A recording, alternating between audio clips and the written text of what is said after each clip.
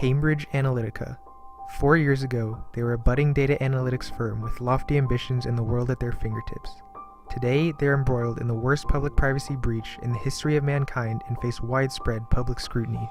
Begin with breaking news this hour about Cambridge Analytica. Cambridge Analytica. Cambridge Analytica. Unfolding scandal with the political data firm Cambridge Analytica. Unfortunately, the impetus of this colossal downfall shares striking resemblance to the enduring horrors of colonialism that taint our history books. Cambridge Analytica was founded in 2013 by conservative businessmen Steve Bannon and Robert Mercer on the basis of global election management, which consists of voter targeting and social media branding to influence voter behavior in democratic elections. So at a very basic level, we try and take a really very vast quantity of demographic, consumer and lifestyle data, and we blend that with psychographic data, which is a modeling of personality, to start to be able to target and communicate with people. But a 2018 testimony by whistleblower and former Cambridge Analytica intern Christopher Wiley reveals a much darker reality of bribery, voter intimidation, disinformation, and illegal data acquisition. Wiley revealed that the company illegally acquired personal data of 87 million Facebook users, a breach on a scale unprecedented in the company's history. It's fundamentally not true, because we spent $1 million harvesting tens of millions of Facebook profiles, and those profiles were used as the basis of the algorithms that became the foundation of Cambridge Analytica itself. The company itself was founded on using Facebook data. This data was reportedly used to influence voters in the 2016 presidential election, the 2016 Brexit referendum, and numerous elections in foreign countries, including Nigeria, India, Kenya, Malta, and Mexico. Facebook has adamantly denied any wrongdoing, and rightfully so. Facebook had provided the data to Alexander Kogan, a Cambridge University data scientist, who intended to use the information for strictly academic purposes. However, Kogan proceeded to sell the data to Cambridge Analytica without Facebook's consent, allowing them full access to the personal data of the affected accounts. But a deeper look into Facebook's history reveals that they aren't completely innocent when it comes to the techno-colonialism of the digital age. In 2015, Facebook faced a wave of backlash for their Free Basics program, an initiative in India that provided mobile phones to the poor with the condition that the phones could only operate Facebook products. The company was accused of using impoverished populations as a corporate testing ground.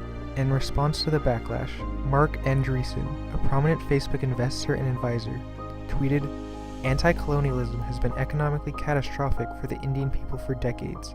Why stop now?" It seems that manifestations of the colonial mindset pervade the technology industry, which set an ominous indication for our future. Investigations into Cambridge Analytica's past have revealed a separate history of repulsive offenses in foreign elections. Company officials described their use of a voter suppression campaign in Nigeria, which, according to observers, was marked by fraud, intimidation, and violence. The campaign included grotesque and biased videos used to scare citizens off from voting. The videos included content where people were being dismembered, where people were having their throats cut and bled to death in a ditch. They were being burned alive. The company also admitted to running a campaign in Latvia that utilized misinformation and divisive propaganda to foster divisions between ethnic Latvians and Russians. Executives even bragged about using undercover prostitution rings to trap opposing politicians, sending, quote, "some girls around to the candidate's house who are very beautiful."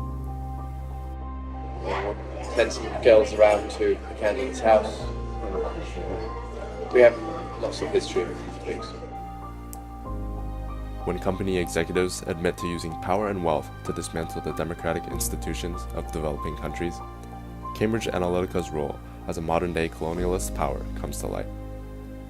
We see that while not all who wield tremendous power over society have malicious intent, as evidenced by the whistleblower Wiley, human nature seems to push people in power to use it relentlessly and mercilessly.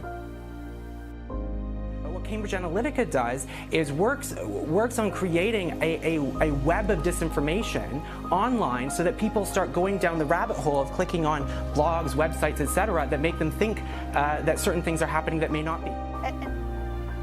Within Joseph Conrad's Heart of Darkness, we find a more classical example of colonialism. Members of the novel's European trading company in Africa treat natives as subhuman beings. From the bone-chilling deprivation in the Grove of Death to the overworking which occurs at the Central Station, Europeans unreservedly exploit Africans for the sake of profit. As in Heart of Darkness, colonialism used to primarily take the form of a white colonizing force taking advantage of lands or natives of foreign races. In our more contemporary example of colonialism, Cambridge Analytica silently continues this trend. The organization has been charged with political interference in multiple developing nations, such as Kenya and Nigeria. Could this suggest a mutability in the human tendency to disregard those of different racial descent? Not even the Europeans, however, seem to be safe from today's digital antagonizer of European origin. Cambridge Analytica played roles in influencing the 2016 US presidential election, along with the 2016 Brexit referendum. Power today seems to not only cause one to take advantage of members of different races, but also one's own race, as long as it helps one attain a profit. While Conrad's novel focuses mainly on colonialism in Europeans in Africa, a close read of Heart of Darkness provides clues to why colonialist motives have also pitted members of a single race against one another. The brickmaker and Central Station manager embody selfish conduct within the company. They support certain members of the company when it is favorable for their career, but just as quickly sacrifice those colleagues if those colleagues fall out of the company's favor. This self-serving attitude, no matter who needs to be sacrificed, helps to explain how the ruthlessness of firms like Cambridge Analytica came about. From the exploitation of millions of social media profiles to the propagandizing of populations in developing countries, the conduct of Cambridge Analytica sheds light on the corrupting nature of power and the enduring colonialist inclinations that continue to tarnish our society.